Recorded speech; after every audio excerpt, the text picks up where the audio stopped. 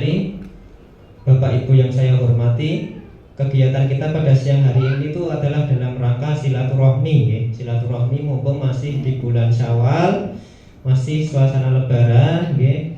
Kemudian sebenarnya apa sih yang dimaksud dengan silaturahmi itu ya? Sering kita mendengar apa itu silaturahmi. Sajane silaturahmi ini pun apa? Ada yang bisa menjelaskan silaturahmi itu pun apa? Jadi kalau saling berkunjung. Jadi kalau menurut Kamus Besar Bahasa Indonesia, silaturahmi ini artinya mengikat persahabatan atau persaudaraan, menurut KBBI. Tapi kalau kita tarik pada bahasa aslinya, jadi silaturahmi itu serapan dari bahasa Arab. Dari bahasa Arab itu asilah itu artinya hubungan, kemudian rahmi, rahm itu artinya kasih sayang. Nah, jadi yang disebut dengan silaturahmi itu menjalin hubungan yang didasarkan atas rasa kasih sayang, jauh dari rasa permusuhan, kebencian, prasangka dan berbagai emosi negatif yang merusak hubungan antar sesama manusia.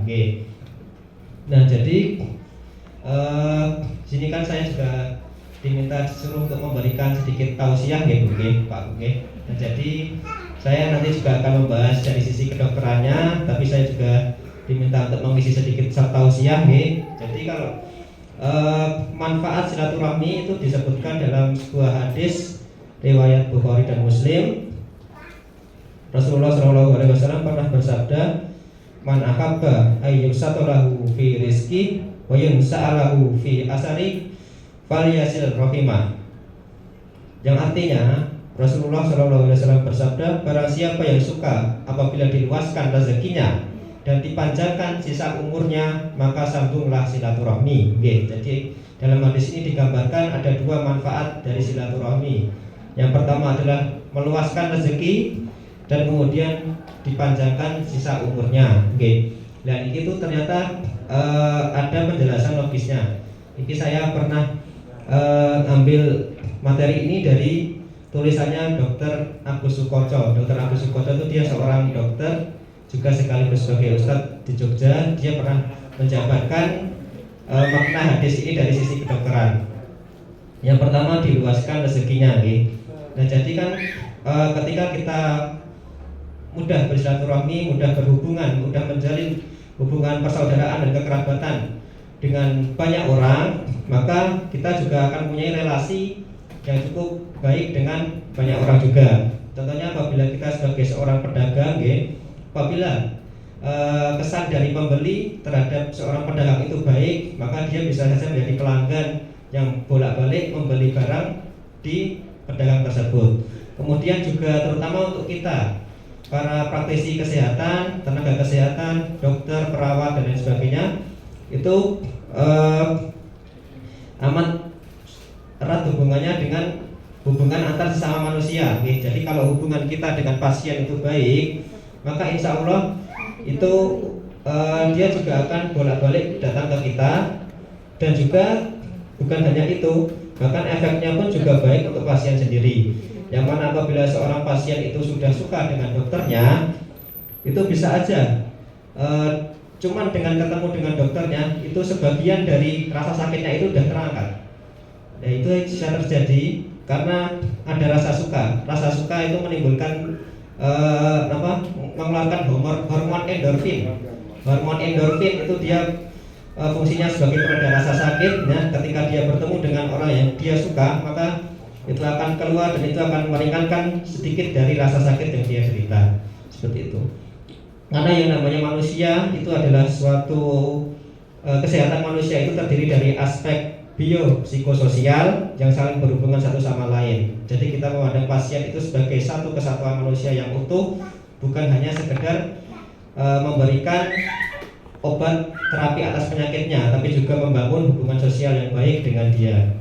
Nah, seperti itu. Kemudian juga bagi kita para pelaku bisnis, apabila kita mempunyai hubungan silaturahmi yang baik dengan banyak orang, punya relasi dengan banyak orang, maka kita juga mudah apabila ingin membangun kerjasama atau memperluas bisnis seperti itu, atau untuk mencari karyawan, itu pun juga bisa lebih mudah apabila kita mempunyai hubungan hubungan silaturahmi yang baik dengan banyak orang. Nah, begitu juga Pak nggih, kalau umpamanya pengen cari utangan nggih, kalau umpamanya punya banyak relasi silaturahmi itu juga lebih mudah nggih. Jadi kalau satu orang nggak mau ya udah cari yang lain seperti itu. Nggih, seperti itu. Nah, kemudian dalam lingkungan kantor pun nggih, apabila hubungan silaturahmi antara atasan dan bawahan baik, maka insya Allah produktivitas itu juga akan meningkat nggih. Ya, apabila pegawai itu bekerja dengan nyaman, maka dia juga akan menjadi lebih ikhlas dan akhirnya produktivitasnya pun juga naik. Sementara atasan tidak perlu menarik urat banyak-banyak, maksudnya tidak perlu marah banyak-banyak untuk menertibkan pegawainya. Soalnya pegawainya itu sudah merasa nyaman, akhirnya bisa mudah untuk diajak kerjasama dalam mencapai tujuan seperti itu. Nah, itu yang pertama memperluas rezekinya itu seperti itu nggih, dari silaturahmi bisa banyak membangun relasi seperti itu. Kemudian memanjangkan umur nggih, memanjangkan umur. Jadi ketika kita itu bersilaturahmi, tadi juga sedikit saya jelaskan, itu bisa meringankan stres-stres yang ada di dalam pikiran kita seperti itu nih. Jadi banyak orang dengan gangguan mental, orang-orang dengan gangguan mental itu dia itu cenderung untuk mengisolir diri atau tidak punya kemampuan keterampilan sosial yang baik seperti itu. Nah, itu juga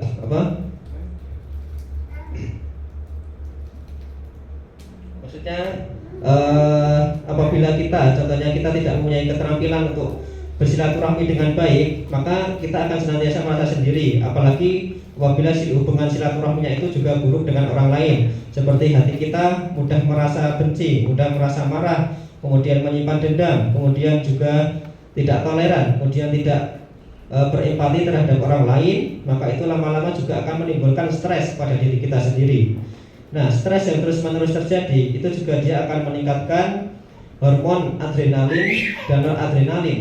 Nah, hormon adrenalin dan noradrenalin ini adalah hormon yang dia salah satu fungsinya itu untuk mempersempit pembuluh darah karena dia meningkatkan saraf simpatis. Nah, ketika hormon ini meningkat secara terus-menerus, itu dia akan menyebabkan kerja jantung menjadi lebih berat.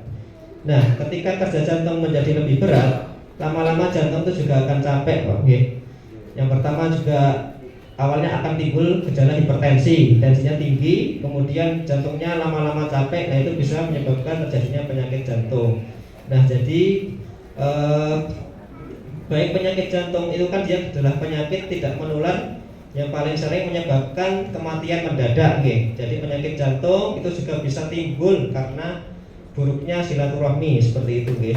Jadi faktor awalnya itu dari buruknya silaturahmi itu bisa seperti itu. Kemudian sementara kalau silaturahminya itu baik, maka itu tadi endorfinnya akan terlepas. Kemudian ketemu orang dia bahagia, ketemu orang dia senang. Nah, dari situ kemudian lepas endorfin. Endorfin itu dia fungsinya juga memberikan efek ketenangan, relaksasi, dan pada akhirnya pembuluh darahnya menjadi lebih lega, lebih lancar. Kemudian jantung bekerja lebih ringan, dan akhirnya hal itu menyebabkan terhindar dari penyakit jantung dan ujung-ujungnya akhirnya usia harapan hidup menjadi lebih tinggi seperti itu. Oke. Nah, jadi ada hubungannya. Ini saya ambil dari tulisannya Dr. Agus Sukoco, nggih. Nah, itu tadi saya jelaskan terkait manfaat dari silaturahmi, nggih. Terus selanjutnya Bapak Ibu yang saya hormati, nggih, berbicara mengenai pengobatan tradisional, nggih, izinkan saya untuk flashback menceritakan masa saya kuliah sarjana di FKUMY. Jadi saya dulu lulusan FKUMY Universitas Muhammadiyah Yogyakarta, nggih, dari tahun 2015 sampai 2019. Dulu saya ada blok atau mata kuliah namanya blok komplementer di tahun terakhir sarjana di FKUMY, nggih. Yang mana di blok ini itu mempelajari berbagai pengobatan tradisional seperti akupuntur, hipnoterapi, hingga pengobatan herbal, nggih. Nah, dan kami pun juga pernah berkunjung dalam materi kuliah itu berkunjung ke Balai Tanaman Obat di Tawangmangu. Saya dulu pernah berkunjung ke sana, nggih. Nah, jadi dulu tuh materinya waktu materi akupuntur, nggih, Saya itu juga ikut menghafal nama-nama titik akupuntur yang dalam bahasa Mandarin itu, nggih. Nah, jadi yang biasanya saya menghafal letak-letak organ dan jaringan anatomi dalam bahasa Latin, nggih. Kalau kedokteran itu pakai bahasa Latin. Nah, akhirnya dalam blog itu saya menghafalnya dalam bahasa Mandarin, nggih. Kemudian juga saya mempelajari hipnoterapi seperti SEF atau Spiritual Emotional Freedom Technique. Nah, itu juga dengan bantuan sugesti dan ketukan jari itu bisa membuat seorang perokok berhenti kecanduan rokok, nggih. Nah, perlu dipraktekkan untuk yang berapa. Jadi, nggih, dosen saya dulu itu adalah yang juga seorang dokter itu adalah praktisinya, nggih. Tapi jangan suruh saya saat ini untuk mempraktekannya karena saya udah lupa. Jadi saya udah lupa, nggih. Dulu cuma materi sekilas, cuma sekedar tahu saja gitu, nggih. Nah, tapi intinya apa Bapak Ibu, nggih? Intinya adalah ilmu kedokteran modern itu tidaklah antipati dan bertentangan dengan pengobatan tradisional selama didasari pada landasan ilmiah yang kuat, nggih. Landasan ilmiah pengobatan tradisional itu kan bisa bersumber dari pengalaman dan penelitian yang bisa sejak dari ribuan tahun yang lalu, nggih. Dari zaman nenek moyang kita sudah ada pengobatan tersebut, nggih. Nah, kemudian WHO, World Health Organization atau Organisasi Kesehatan Dunia, organisasi yang menaungi kami para tenaga kesehatan di tingkat dunia, pada tahun 2008 pernah mengadakan Kongres on Traditional Medicine di Beijing, Tiongkok, yang mana salah satu kesimpulannya pada kongres tersebut adalah bahwa pelayanan kesehatan tradisional yang aman dan bermanfaat dapat diintegrasikan ke dalam sistem pelayanan kesehatan. Jadi pengobatan tradisional itu dia dianggap punya kelebihan berupa lebih dianggap aman oleh pasien sehingga dapat mendukung dalam pelayanan kesehatan primer. Bahkan di beberapa negara maju pun seperti Australia dan Singapura, yang sistem kesehatannya mengutamakan pelayanan primer alias pelayanan kesehatan sebelum di rumah sakit yang berupa preventif dan promotif, pencegahan dan promosi kesehatan. Itu ada integrasi antara pengobatan tradisional dan kedokteran modern yang berjalan secara efektif.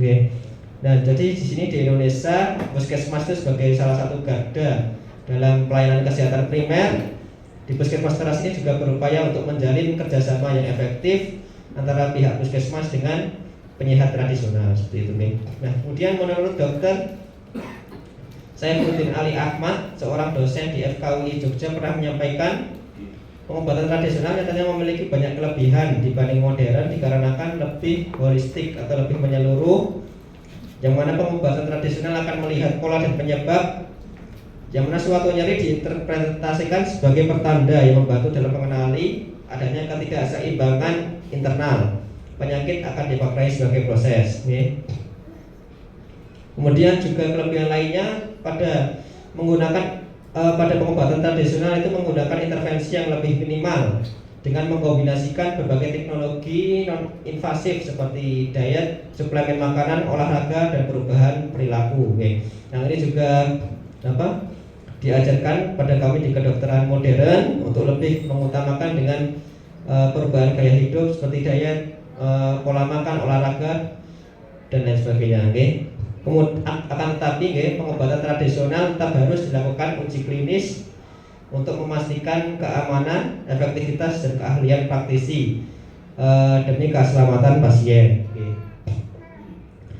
Kemudian untuk praktisi penyehat yang hadir pada siang hari ini kebanyakan pijat, nggih Pak? Pijat, oke. Ya, jadi untuk mohon maaf, saya ingin memberi sedikit wanti-wanti, sedikit warning. Jadi kalau pada tukang pijat itu ada dua golongan usia yang cukup rentan, yaitu pada bayi dan lansia. Kalau pada bayi jangan sampai memijat pada area ubun-ubun, area kepala atau ubun-ubun, karena yang namanya bayi itu ubun-ubunnya itu dia belum menutup secara sempurna sampai usia sekitar 2 tahun.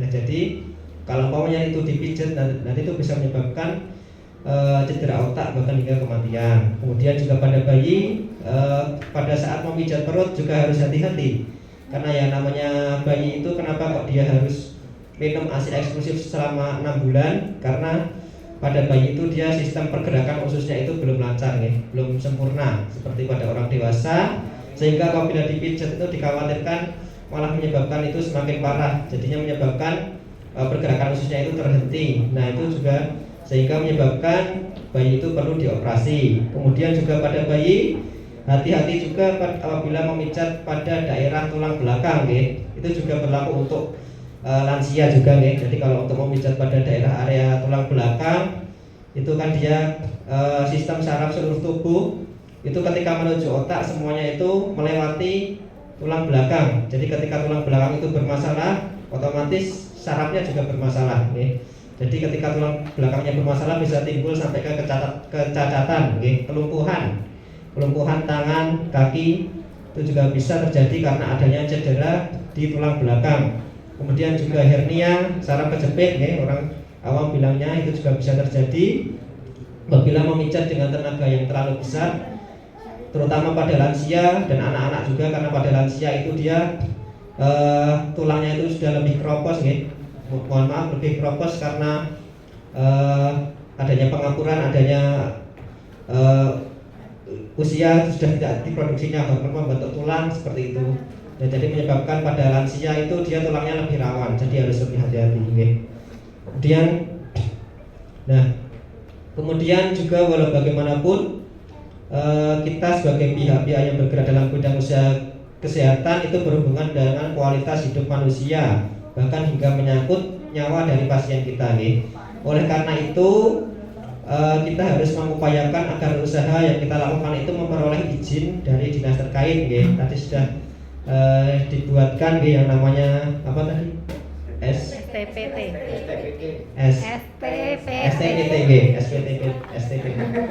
Surat tanda penyehat tradisional. Jadi surat tanda penyehat tradisional. Surat terdaftar penyehat tradisional. Jadi kenapa adanya seperti ini itu penting Bapak Ibu. Jadi ini tuh kayak hitam di atas putih. Jadi dia itu bisa sebagai penjamin hukum bagi orang yang membuka usaha penyehat tradisional. Tentunya kita yang bergerak di bidang kesehatan itu lebih perlu yang namanya surat kayak gini daripada usaha yang lain, karena kita yaitu tadi berhubungan dengan nyawa dan kesehatan orang lain seperti itu. Jadi harus dipastikan bahwa usaha kita itu terdaftar dan orang yang melakukannya itu benar-benar terampil dengan metode pengobatan yang dipastikan aman. Nah jadi fungsi dari adanya STPT itu yang pertama itu untuk memberikan jaminan kepercayaan dan rasa aman dari pasien yang ingin berobat. Apabila pasien itu melihat bahwa praktisi yang inginnya datang itu sudah memiliki surat berizin, maka dia akan timbul rasa aman. Berarti dia menganggap bahwa praktisinya tersebut sudah benar-benar berkompeten, sudah benar-benar dinyatakan aman seperti itu. Nah, bila seperti itu kan akhirnya juga akan menambah rezeki dan pemasukan dari pihak praktisi juga. Kemudian yang kedua untuk memberikan jaminan kepastian hukum.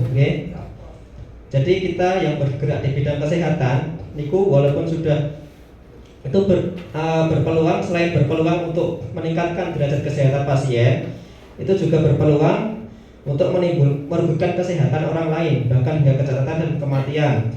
Istilahnya kita timbul kejadian yang tidak diinginkan.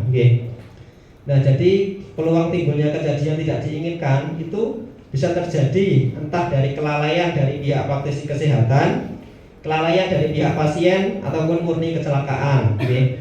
Nah, dengan kita mengantongi izin, setidaknya akan bisa meringankan tuntutan pidana bila apes-apesnya timbul kejadian yang tidak diinginkan.